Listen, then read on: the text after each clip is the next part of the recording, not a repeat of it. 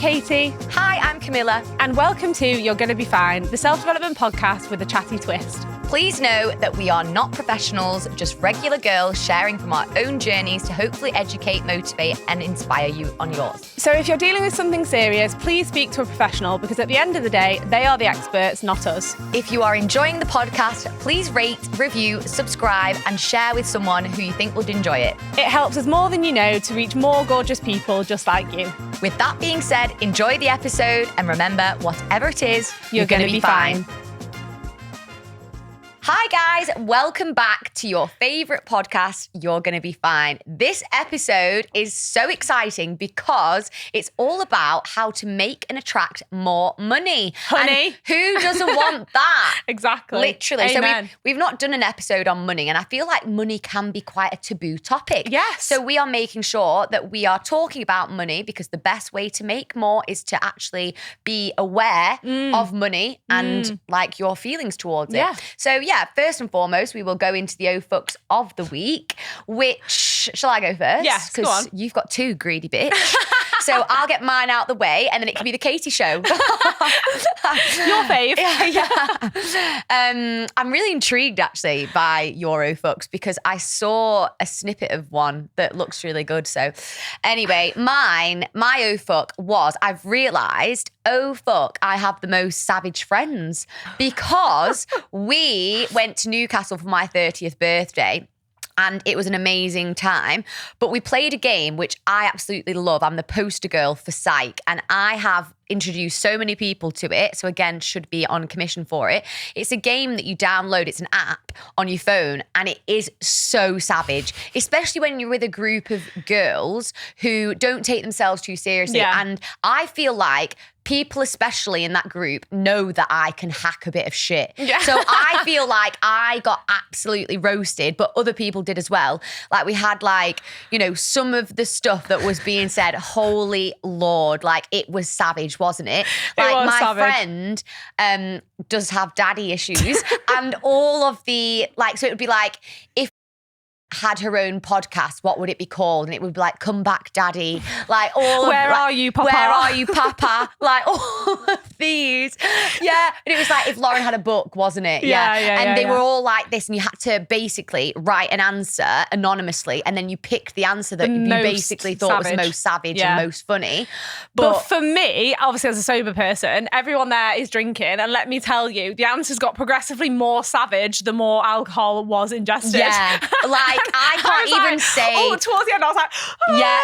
My sister was the same. My sister was the same. She was like, holy fuck. Because your sister got roasted as well. Poor Mads. She did. She got roasted. She feel, handled it though. She did handle it really well because Mads so is a bit funny. more sensitive than me. So I was worried that the group would judge her in that, she can hack as much as I can because I think she's not like massively sensitive, but definitely more sensitive than me. I mean, everyone is more sensitive than you. Yeah. Yeah, true. And that is evident because I'm sorry, some of the, towards the end, do you remember? Yeah. Someone was literally, I'm not going to even say. I don't even say it. I'm not going to even say it. But don't say it. Yeah, I won't say it, but it was so bad. And they know that I can take that. But I mean, a lesser woman could not. Anyway, I implore you when you're next, I think even when we weren't drinking, it was still savage. It was, it is. That's the whole point, isn't it? But I think you would definitely benefit from a good game of Psych. But do make sure that people have been given the disclaimer of don't be crybabies in there. You've got to be able to take the piss out of yourself to play that game. You handled all of it really well, to be fair. I'm the first to tear myself down. It's funny. It was really it's good. So funny. Yeah, it's good. It really broke fun. the ice. Not that there's any ice to be broken, but you know what I mean? Like when you don't really know a group of girls that well, but we got straight in there, which was hilarious. Yeah, because all of my friends are separate friends. So once a year I put them together and I'm like, be friends for one weekend only. And then, but it was amazing. It was great. But the O-Fuck was, wow, holy fuck, my friends are savage and I have a very thick skin. So yeah. That's anyway, good. what were your two? Well, my first one was it still was no fuck, but it was a very near miss. In that basically, I did my final submission for my life coaching qualification. So I'm fully qualified now as a life coach. And it's taken 2.5 years to do my qualification and submitting the last thing. And basically what you have to do is coach people and then submit your coaching hours. And so then they assess your coaching hours.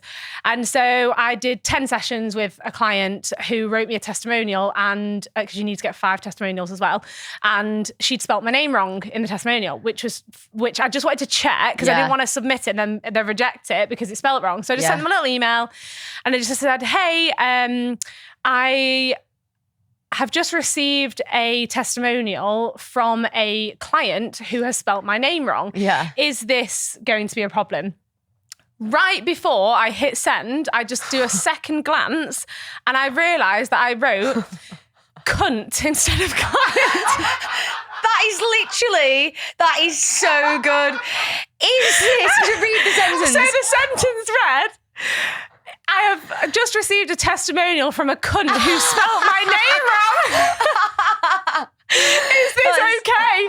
And honestly, Calvin's dead. I was howling.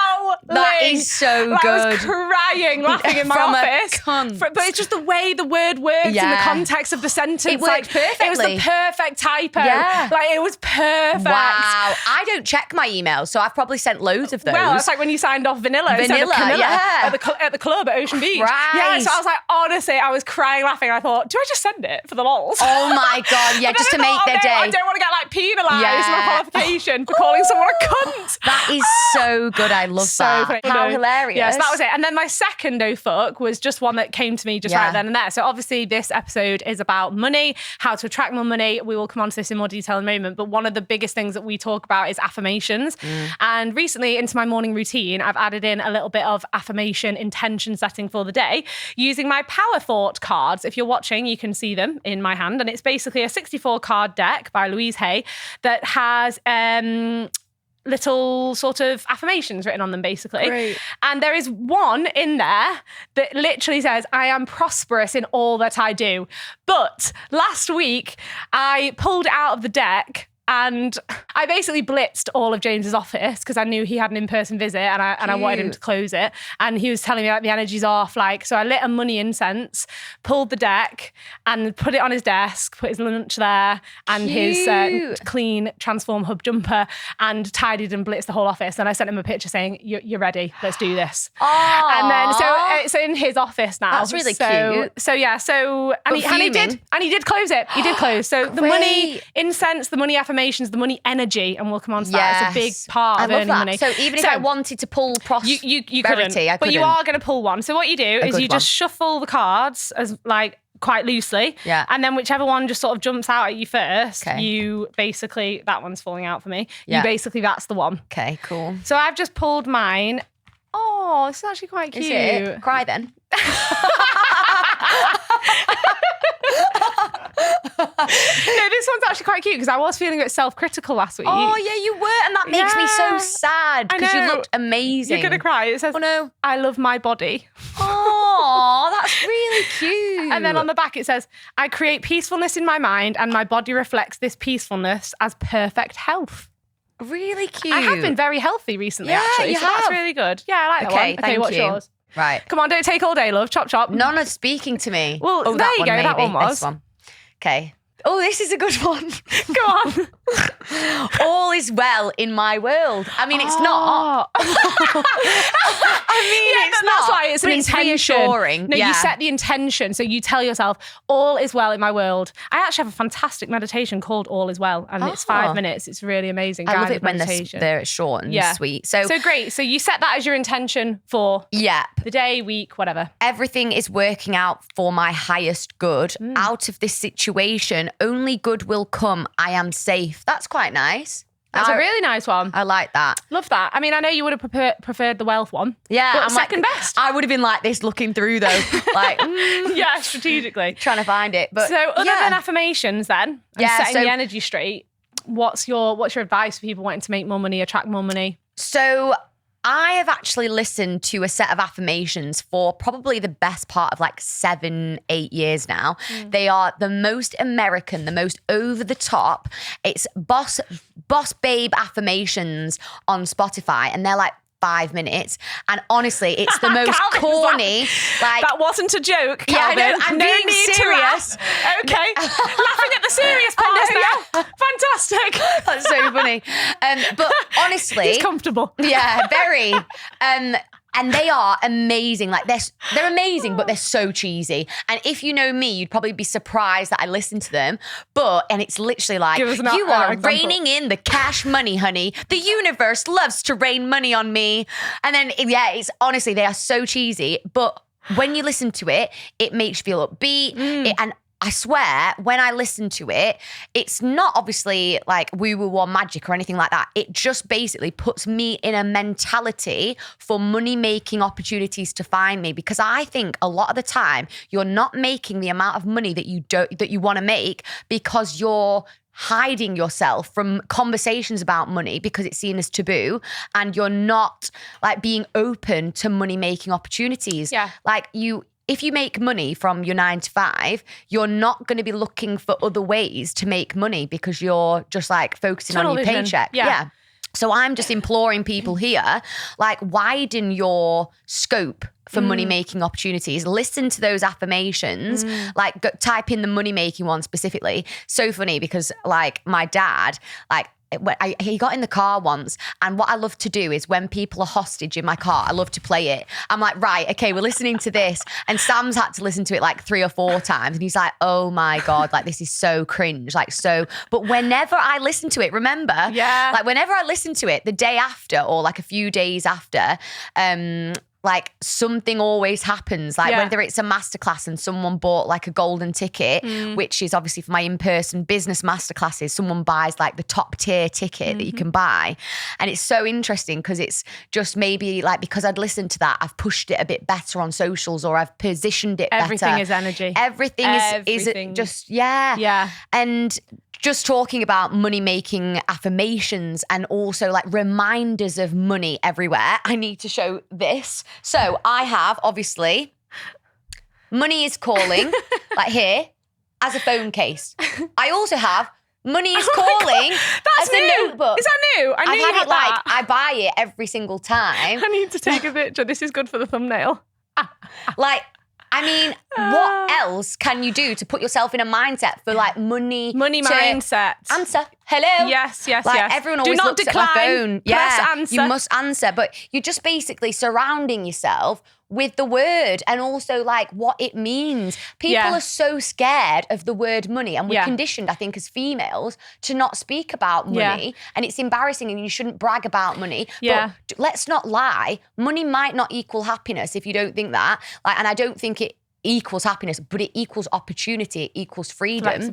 Flexibility, yeah. So, I mean, let's just do all that we can to welcome it in. Yeah, especially because a lot of people's issues around money does come from their beliefs around it, that often shock horror, it comes from childhood. Yeah. And if you grew up in a household where it was like, well, money doesn't grow on trees, then you go through your whole life thinking that money is very difficult to earn.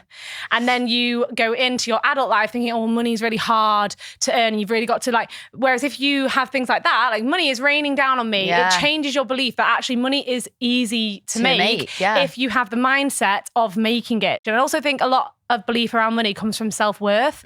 So even if you do have a 9 to 5 that you love, but you feel like, I've been doing this job for X amount of years and actually I feel like I deserve a pay rise or a promotion, or you're on that trajectory to wanting to earn more money. It's about the self-worth that you have about yourself and your own skill set in asking for that. So having things like affirmations, and yes, it might sound cheesy, and don't knock it till you've tried it though. It is cheesy. But you know what? It works. Only 1% of people do shit like that, and they are the top 1%. The 1% club. So yeah. So don't knock knock it until you've tried it. It really does. Like when I've done things like that, or any sort of guided meditation or affirmation, not even necessarily to do with money, it does change your vibration. It does make you feel so much and makes you open stronger to it. better. And it's the same when you're like manifesting or like wanting to meet your ideal partner. Your body language changes and you're more receptive to meeting that person. So just lean into it, be open with it. And I love that. And one thing that I definitely think will help you to make more money is to be in rooms where people have more money than you and learn from them. So be in rooms where money is. Like if you want to learn how people have done it, ask people like that are doing better than you. And also not just like in-person events or like going to places where maybe money is. Do just be open to like following people as well online that maybe wouldn't be your usual people that you'd follow, but are people that people are talking about money openly. And, you know, they're talking about how to like make money, maybe like how they've made money and like tips and tricks. And it just puts you in that position. It is an education, isn't it? Yeah, like definitely. It is just like anything else. It's a skill to know how to earn more money, manage your money. Yeah. So that's another thing. People are like, how do I earn more money? You might not need to earn more money. You might just need to manage your money better to so have true. more disposable income. Yeah. Because often what people do is they will get the pay rise, get the promotion, start the hustle, earn more, but then because they spend more, they're not actually earning any more at all. Yeah. They've still got exactly the same amount of money So as you've before, got to 'cause their outgoings are higher. Yeah, you've got to work out like what success and spot. what enough looks like to you. Yeah. And I think, I just want to really remove the taboo topic about, you know, money because we talk about money a lot. We talk about money our savings. all we the talk about time. what we spend, what we've earned yeah. in a month. We're so transparent with it, but not many people are. Yeah. Like people are very like, oh, you know, I got a pay rise, and I'm like, How well, much? How much? Literally, I'm like, why are we how much do you being get paid? so? And they're like, whoa. And- I'm like, oh, sorry, is that a personal question? Yeah. What do you earn after tax? Yeah, I remember like when me and Sam were first like going out, he was like, how much is your car? How much is your rent? How much is this? And I was like, whoa, like I like to talk about money, but you're like really fucking nosy, which is so funny. But I think it's the recruiter in me. Yeah. Because obviously I just used to True. talking about salaries all the time. Like, how much do you want? How much do you want to earn? Yeah. And so I have been like, met people that I've just met. And I'm like, oh, what do you do? And they're like, I'm like, and what do you earn? And they're like, whoa, what the fuck? I'm like, oh, sorry, that's a bit of recruiter Tourette. So funny. How much do funny. you earn? Second question on a date. She's literally like, it's funny though, because I think your upbringing has a massive like part to play in it. Yeah. Like my mum has told me what she has earned since I was like really young. Yeah. And like my dad hasn't, to be fair, but my mum's very open about it. And I really like that. I respect that. It means that I've got a good relationship with talking about money and a strong welcoming female. It. Yeah, showing exactly. you that you can, your mum's an absolute boss. Yeah, Like, she is a boss. Yeah, and I yeah. actually think as well that sometimes if you want to make more money, why don't you set an intention as to how much money you want to make and work backwards from it? Yeah, So like say you want to make like 6K a month. You earn 3K from your 9 to 5 a month after tax. Then you've got to make 3K, you know, could it be from affiliate links? Can it be, because there's so many ways to make Etsy, money that you don't even Vinted, realize. Can you do a so digital many course things. Yeah, which online costs you no products. money? Yeah. Like, you know, or There's so many ways and there means. are so like be a little bit resourceful. Like I get like that you might think that making money is hard. I understand that. I've been through that. And now I'm through the other side of it where I genuinely believe that if you open yourself to money, it is easy to make. Like it's one of those things though that you have to be willing to look at the resources, read the books, like look at trends. Look at trends, like where are people making their money from now? Like there's the TikTok Creator Fund, YouTube, affiliate marketing, like I talked about, like content creation, UGC. Like just maybe you don't even realize the ways that you can make money in today's society. I think that's really good advice is set the goal. Yeah. Work back, look at your resources and your skills. honestly, and your skills and what you could monetize. And also, like I just said, like things like literally, you've probably got spare cash lying around your house, like Vinted, Etsy, if you're like good at drawing or like if you're more of a creative person, there's so much that you can do. And that's the beauty of social media as well, isn't it? Yeah. Literally, ask ChatGPT. Is it B or P? This is what we were we debating were on a previous episode. debating Is it. it ChatGPT or B? Apparently it's B, but I'm really upset. No, it's P, babe. It's P. Oh, it's P. So did I say it wrong? Yeah. What, just then? Yeah. I can't remember. Okay, yeah, probably. But yeah, that's all I was going to say. Ask AI. Yeah. Put in your skills, put in like your day-to-day life, and What can I they'll earn be money able from? to, just give you some ideas on what's possible for you. Even like, you know, my friend Elle Jones, she's been really smart. She's like converted a camper van into a coffee, a portable mobile coffee van, which is genius. Like, and she's, you know, playing into her skills of being sociable, and, you know, you can do that. She does it full time, but you could do it as a side hustle at weekends, like see it as a DIY project, and just like work, like make your passion. Like, obviously there's conflicting advice on this, because you don't want to always monetize your passion because you lose that love for it. But if you can just harbor something that you're good at and that you genuinely have wanted to do and you can monetize, then great. So yeah, I think that reading books. I was just about to say, what is your book recommendation? The Psychology of Money is really good for just raising the conversation of money. What was Rich Dad, Poor Dad? Yes, that was one of the first ones that I read, which was really good. Yeah. And also The Wealth Money Can't Buy, which is really good. Honestly, Robin Sharma, so good. In fact, my dad got me a book for my birthday, which is The 5 Forms of Wealth, and it's basically, it is good, but it's just basically like Robin Sharma's book, and like slightly changed. But I would always recommend, like, if you are new to self-development, new to self-help, that is the one book that you should buy. I promise you, you will not look back. The Wealth Money Can't Buy, Robin Sharma. Amazing. But the last thing that I want to touch on is take more risks when it comes to money. Educated risk, obviously acknowledge your position. Like if you're a parent or whatever, I understand that that's a little bit harder, but scared money does not make money. So scared money don't make money. Sounds weird when I'm like, scared money doesn't make money. You have to kind of say it in like with a bit of sass. Yeah, with the sass. But it's so true. Like you have to be willing to take some risks for the money to multiply. Because that quote just will always ring true. And also, that was the last thing, that was a lie. One more thing is that I think there's this kind of thing going around at the moment, like work smart, not hard. But I genuinely do think that at the beginning, you do have to work hard in order to, in later life and later years, to work smart. That's you what I can't was just saying. work smart. No, but the joy about side hustles is if you do pick something that you do enjoy, it won't feel like work. Yeah. So that's probably what to try and aim for if you can. Yeah, I love that. What a great place to end, darling. What we wanted to say before we wrap up is that this podcast means everything to us, and we really want to grow it, and we can't grow it if you guys don't share it. If you don't like it, if you don't subscribe to our YouTube, we can't grow it. We can't get good guests on. Really, just make sure that you guys are liking, sharing, and just posting this shit to your stories. Because we know you love it.